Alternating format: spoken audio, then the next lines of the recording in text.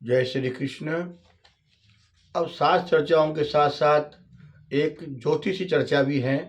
ये एक कुंडली मेरे पास आई है, इसका नाम है दीपक,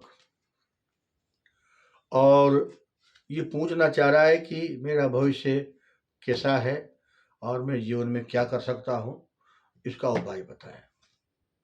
तो दीपक जी, आपकी कुंडली हमें ये मिली है और इन्होंने विशेष तौर से देखने के लिए यही भेजा है, और मैंने कहा मैं इसका चर्चा करके वीडियो भी बनाऊंगा कि आप बना के डाल देना, कोई दिक्कत नहीं है।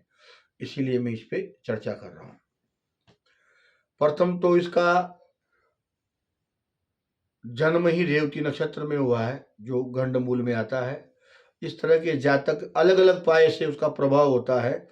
प्रथम पाया है इसलिए कष्टकारी तो यह है ही सही, लेकिन अगर ग्रहों की डिग्री की बात करें तो सूर्य मात्र 6 डिग्री पर विद्यमान है, 6 पे, और ये बाल अवस्था मानी जाती है ग्रहों की। जैसे बालक में ज़्यादा काम करने की क्षमता ही नहीं होती, बल नहीं होता, वैसे ये ग्रहों की स्थिति है। तो सूर्य एक ग्रहों का मालिक है और ऊर्जा का केंद्र है। अगर वो कमजोर है तो जीवन में कहीं ना कहीं नकारात्मकता, परेशानियां तो रहेगी, परेशानियों का कारक है। दूसरा, और भी ग्रहों की चर्चा हम करें तो और तो ग्रह इनके न तो बलवान है न मध्यम है, लेकिन इस कुंडली में एक चीज और देखने को आ रही है। यहाँ एक काल सर्प योग बना हुआ है, पूर्ण काल सर्प योग है। और मैंने अनेक कुंडलियों पे इसका रिसर्च करके देखा है कि जिसके पूर्ण काल सर्प योग है उसका विवाह देरी से होता है, और होने के बाद भी संबंध विच्छेद की संभावनाएं बहुत ज्यादा बन जाती हैं, और कहीं न कहीं जीवन में अटकाव रहता है। जैसे किसी को जिला कलेक्टर बनना था लेकिन वो एटीएम साहब बन के रह गए, या किसी को जो है सो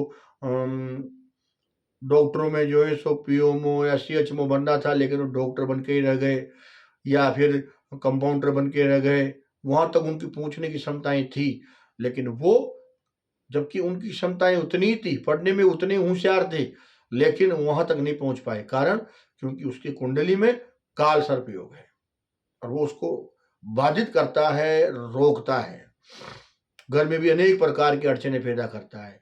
रोज कभी पैसों की तंगी हो जाएगी, कभी पैसे हैं तो बीमारियां घेर लेगी, अशांति रहेगी, घर में कलह, लड़ाई झगड़े, अनेक प्रकार के विषय इसमें आ जाएंगे। दूसरा,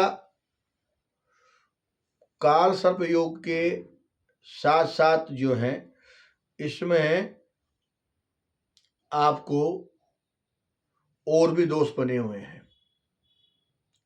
उनके भी निराकरण आपको करने चाहिए। मेन तो मैं यही कहूंगा कि सबसे पहले तो काल सर्प योग की आप शांति करवाएं। काल सर्प योग की शांति अश्लेषा या मगा नक्षत्र जब प्रारंभ होता है तब करना चाहिए, क्योंकि अश्लेषा नक्षत्र सर्पों का है, मगा नक्षत्र का स्वामी पितृ है। तो और दो ही दोष के कारण कुंडली में काल सर्प योग बनता है। तो इस दिन इसको शुरू करना चाहिए, और फिर उसमें भी बुधवार का दिन आ जाए तो बहुत बढ़िया है। ऐसे दिन इसको शुरू करवाना चाहिए, और इसमें आपको पितृ स्तोत्र, नवनाग स्तोत्र और मनसा देवी स्तोत्र, 3 स्तोत्रों के पाठ करवाएं। सर्प मंत्र, नमोस्तु सर्पेभ्यो जे केच पृथ्वी मनु जयंतिक्षे दिवितेभ्य सर्पेभ्यो नमः, और राहु और केतु के बीज मंत्रों का जाप हो तो 3 जाप और 3 पाठ होंगे। 5 दिन तक ये उसमें करवा करके आप फिर 2 चांदी के नाग जो पूजा में रखे हैं उनको लेके प्रयागराज में जा करके, और वहाँ उनके तर्पण पितृ पंडार सब करके और आप उनको विसर्जन करके आए, शांति मिलेगी। तो ये था। और दूसरा, कुंडली में आपके अभी वर्तमान समय में भी राहु की महादशा, शुक्र की महादशा में राहु की महादशा चल रही है, जो 1 वर्ष और कुंडली में रहेगी। जब तक आप बीमारियों से ग्रसित, रोग बाधाओं से ग्रसित रहेंगे, और कभी ये धंधा काम छोड़ दिया, दूसरा काम करने लगे, और उसमें आनंद नहीं आया, फिर मानस बनाते हैं कि दूसरा काम देखूं। मन में इस तरह के विचार आपके चलते रहते हैं। आर्थिक स्थिति से भी आप इस समय में कमजोर हो जाते हैं। और लेकिन चिंता न करें, आपका 1 वर्ष के बाद बहुत बढ़िया समय आने वाला है। शुक्र की महादशा चल रही है और आपको सब चीज़ें जो आपने सोचा है सब पूरी होगी, सब मनोकामनाएँ पूरी होगी। आप इस समय अगर हो सकता है कि आपका ये वर्ष भी आनंद से व्यतीत हो, तो राहु के 18,000 जाप करवाएँ। नवान श्रवण नहीं करना चाहें तो 23,000 जाप करवाएँ। बीज मंत्रों से ओम ब्राम ब्रीम ब्रोम स राहुवे नमः, इस मंत्र के आप या तो स्वयं जाप करें रात्रि में या विद्वान ब्राह्मणों से करवाएं। और तो इस प्रकार से आप अगर इसको करते हैं तो आपको निश्चित शांति मिलेगी और सब प्रकार का आनंद होगा। तो ये आज की कुंडली की चर्चा थी। फिर अगले वीडियो में मिलेंगे कोई नया विषय ला करके।